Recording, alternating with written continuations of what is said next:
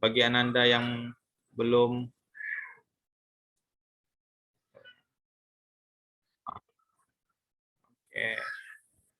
program. Nah, ini yang akan kita pelajari hari ini. Baik. Ya.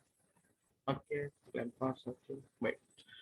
Oke, sebelum kita mulai juga, Bapak ingatkan kepada Ananda semua untuk absen terlebih dahulu, ya.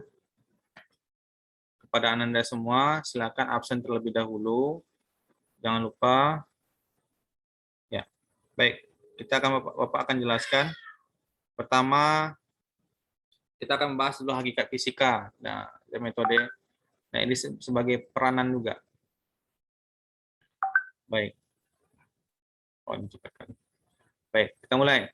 Nah, tujuan di sini adalah kita mengenal, ya, mengenal pertama fenomena fisika, terus hubungan-hubungan fisika dalam disiplin ilmu lain, mengamati tentang prosedur ilmiah dan lainnya. Nah, hakikat ilmu fisika, ya, fisika adalah cabang ilmu pengetahuan alam atau IPA yang mempelajari gejala alam yang tidak hidup atau materi dalam lingkungan hidup, ruang dan waktu, serta semua interaksi yang menyertainya. Fisika sering disebut dengan sebagai ilmu paling mendasar karena setiap ilmu alam yang lainnya, yaitu biologi, kimia, geologi, dan lain-lain mempelajari jenis sistem materi tersebut yang mematuhi hukum fisik. Nah, di sini yang Anda harus ketahui ada 6 unsur dalam hakikat ilmu fisika ini. Dia memiliki istilahnya ada tingkatan atau stratanya atau ada pangkatnya itu istilahnya. Nah, yang pertama sekali ya, itu ada teori. Ya, sebetulnya ini teori. Teori itu paling bawah. Nah, makanya nanti kalau seandainya apabila teori itu salah, maka naik ke tingkat selanjutnya. Setelah teori nanti ada konsep, kemudian ada rumus, ada model, prinsip dan hukum, lalu fakta. Nah, untuk pembelajaran sekali ini, ya, kita balik dulu. Ya, ada fakta, rumus, konsep, teori, prinsip dan hukum dan model. Ya, ini adalah produk. Nanti dia diharapkan dalam pembelajaran fisika itu ada 3. Ya, pertama itu ada produk, kemudian hasil, sama proses. Nah, baik. Nah, kemudian dalam proses, ya ini dia. Kita masuk ke dalam tahap proses, di mana proses ini adalah pemahaman fisika sebagai proses sangat berkaitan dengan kata-kata kunci fenomena, dugaan, pengamatan, pengukuran, penyelidikan, dan publikasi. Kemudian ada a way of thinking atau sikap, ya, sikap pemikiran-pemikiran para ilmuwan yang bergerak dalam bidang fisika itu menggambarkan rasa ingin tahu dan rasa penasaran yang lebih. Nah, kemudian ya, peranan fisika dalam kehidupan ya jelas. Mungkin Ananda semua sudah tahu. Banyak sekali peranan fisika ini dalam kehidupan sehari-hari. Nah, pertama ya, konsep optik ya, konsep optik dan cahaya itu jelas pada cermin datar, kacamata, mikroskop, loop, teleskop, cermin cembung. Nah, itu termasuk dalam subbab optik. Kemudian ya, kemudian ada konsep perubahan energi, TV. Ya, TV itu dari energi listrik berubah menjadi energi bunyi, energi cahaya, dan energi bunyi, cahaya, dan gambar.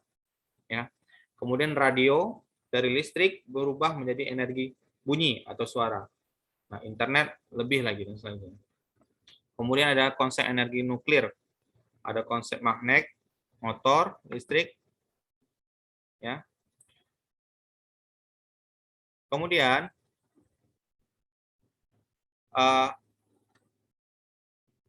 yang ini tidak perlu, ya. Mengapa fisika menjadi ilmu pengetahuan yang mendasar dalam kehidupan? Langsung kita jawab saja di sini. Nah, jadi dari berbagai contoh peranan fisika dalam kehidupan sehari-hari itu sangat banyak dan kita sangat bergantung terhadap ilmu ini. Fisika ini adalah cakupan besar dari cakupan besar dari seluruh ilmu-ilmu yang ada. Nanti kita akan bahas apa-apa saja cabang-cabang yang ada di ilmu fisika ini. Nah, maka sebetulnya kalau Ananda semua melek atau memperhatikan apa yang ada di fisika ini, sungguh semua itu berhubungan. Ya. Dari orang yang membuat rumah, sebetulnya tukang bangunan misalnya seandainya. Tukang bangunan itu meskipun dia tidak mempelajari fisika secara inti, tapi dia telah menerapkan ilmu-ilmu fisika. Contoh, untuk mengukur titik berat, dia biasa menggunakan bandul atau alat pemberat, di mana tali yang digantung pada suatu ketinggian, ya, kemudian diikatkan dengan suatu bandul atau pemberat. Supaya apa? Supaya kalau dia memasang bata atau batu pada dinding, ya, dia rata, ya, seperti rata, supaya tidak bergelombang. Nah, dan itu adalah salah satu penerapan ilmu fisika sebetulnya. Meskipun dia tidak belajar ilmu fisika secara dalam, dia belajar melalui experience atau pengalaman. Nah, metode pembelajaran itu berbagai banyak macamnya. Ada yang belajar berbasis video, ada belajar berbasis masalah, ada belajar berbasis pengalaman. Ya, mungkin Ananda pernah melakukan suatu tutorial di YouTube atau di video apapun, itu adalah pembelajaran berdasarkan video. Ya, sama seperti Bapak, misalnya Bapak tidak tahu cara memperbaiki ban yang kempes misalnya kan. Nah, kita nengok YouTube, seandainya nih misalnya tidak ada tukang bengkel, kita sendiri di situ seperti itu. Nah, kita pasti nengok YouTube, oh begini caranya dari tahapan ke tahapan seperti itu. Nah, kemudian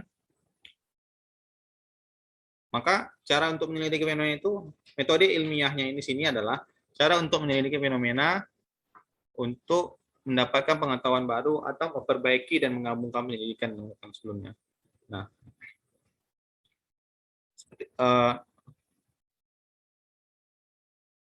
nanti coba dulu. Ya, metode ilmiah ini, ya, dia ada beberapa tahapan atau cara. Ya, ini ada 6 di sini. Pertama itu merumuskan masalah atau mengidentifikasi masalah, melihat apa permasalahan yang ada. Kemudian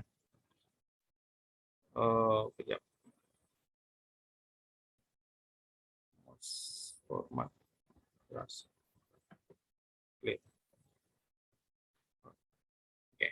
ya,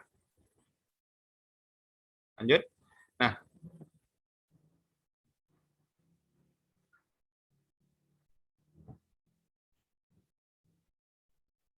ya, lanjut. Pertama ada merumuskan masalah tadi. Pertama kita mengidentifikasi masalahnya apa. Ya, kita bisa melihat apa, bagaimana, mengapa itu bisa menjadi mengidentifikasi suatu masalah. Kemudian kedua kita menyusun hipotesis.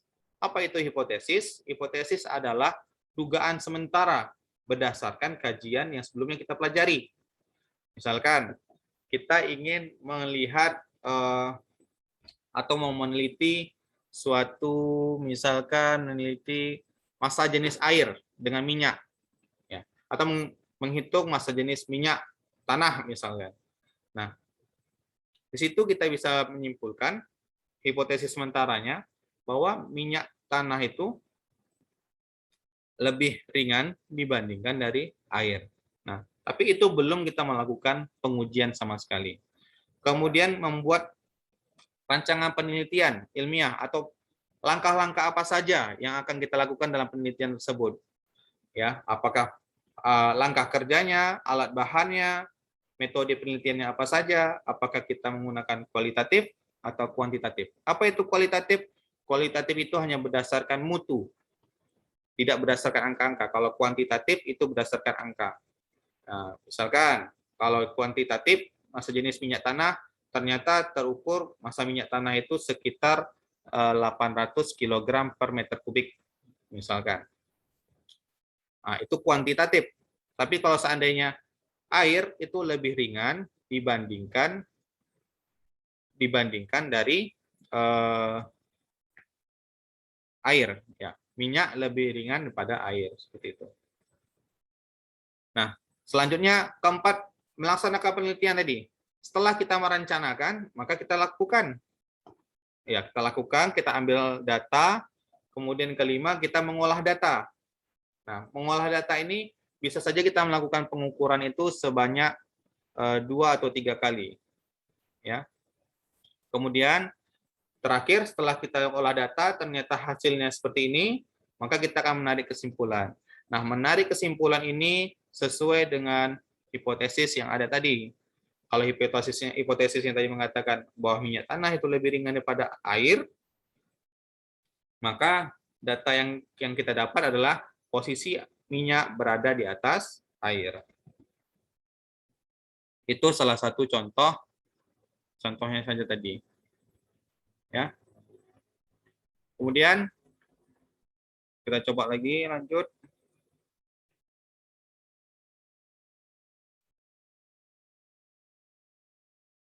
Kemudian, nah ini. Dalam fisika itu kita juga memiliki namanya laboratorium, ya. Tempat Ananda kemarin dikumpulkan itu laboratorium biologi.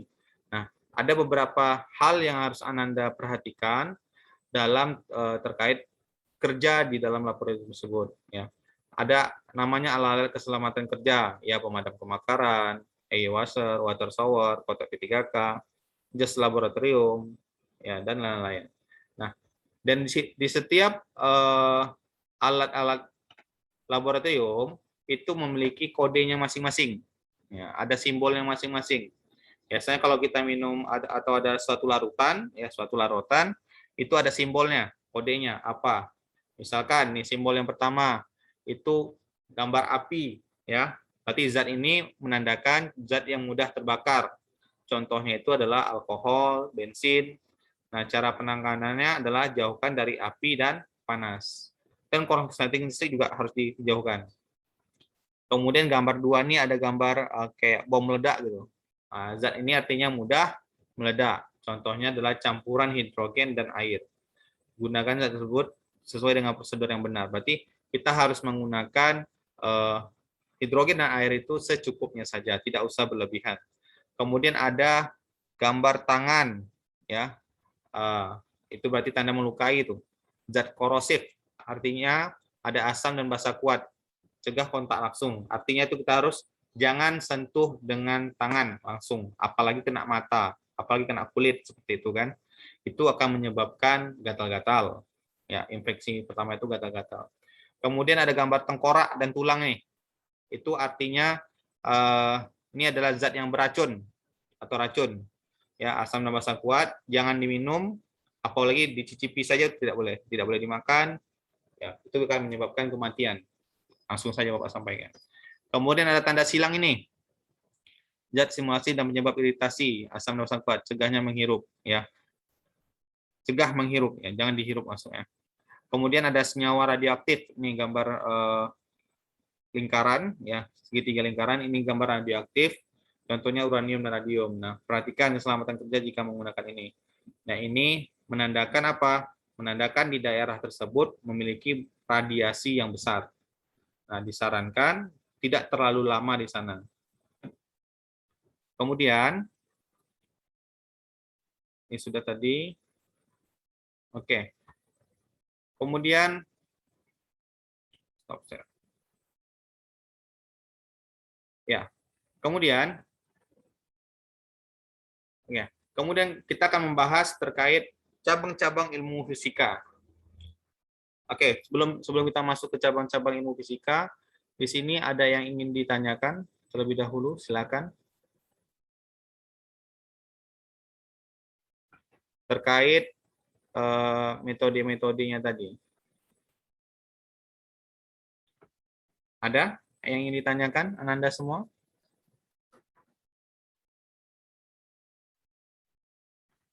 Atau Bapak terlalu cepat? Ada yang ingin ditanyakan? Silakan.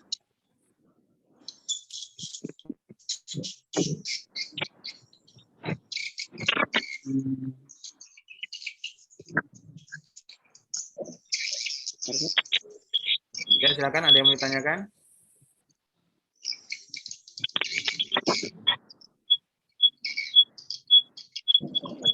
Oke.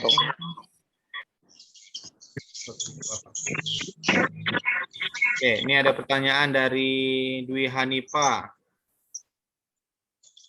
Oke, bisa diulang materi tentang kuantitatif dan kualitatif. Ya, baik. Oke, Bapak akan jawab dulu.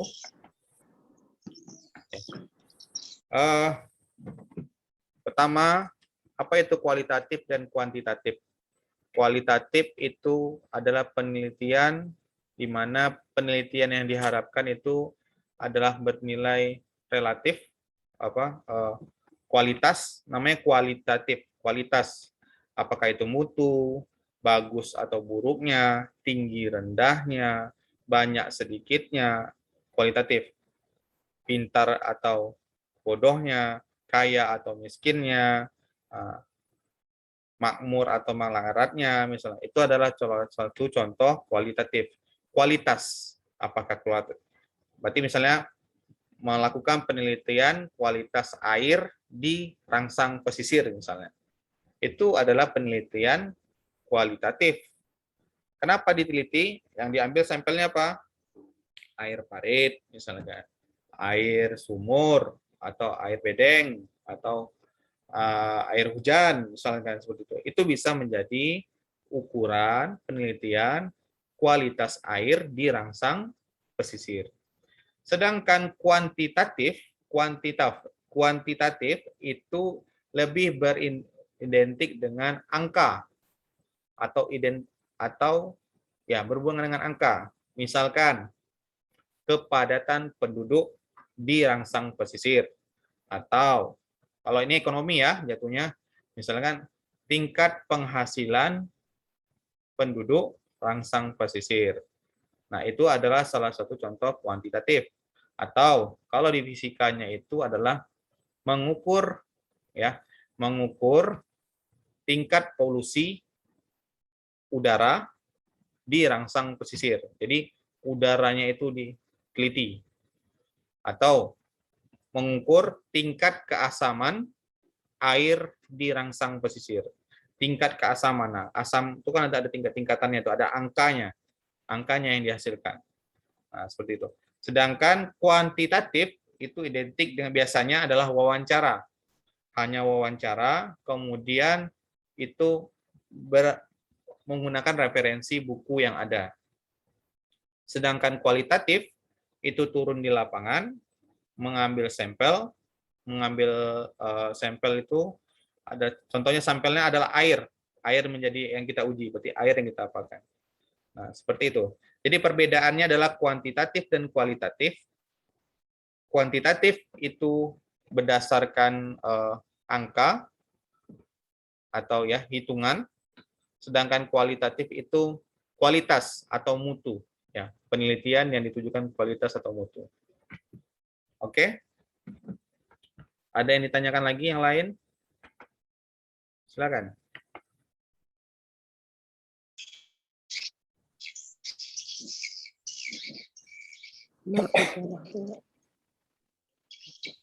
Ya. Baik.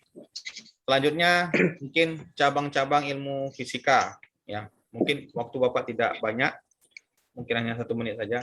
Cabang-cabang ilmu fisika itu sangat banyak sekali, Ananda. Ada mekanika itu berhubungan dengan gerak, ada astronomi, itu berhubungan dengan langit, ya, bintang. Kemudian ada juga yang berhubungan dengan ada optik, itu berhubungan dengan cahaya, optik kacamata, itu optik. Ada yang berhubungan dengan geofisika, geologi, itu berhubungan dengan bumi. Ada komputer, komputer adalah bagian dari fisika juga. Kemudian ada juga bagian dari ya, ada mekanika, ada geofisika, bumi, gempa bumi, klimatologi, itu bagian-bagian dari ilmu fisika. Listrik, magnet, itu juga termasuk dari cabang-cabang ilmu fisika. Banyak sekali cabang-cabang yang akan dibahas. Ya. Ya. Oke. Apa lagi ya? Listrik, magnet, banyak. Termo, panas. Panas itu diukur. Bagaimana motor itu bisa bergerak menggunakan bensin, itu kaitannya dengan termodinamika. Oke.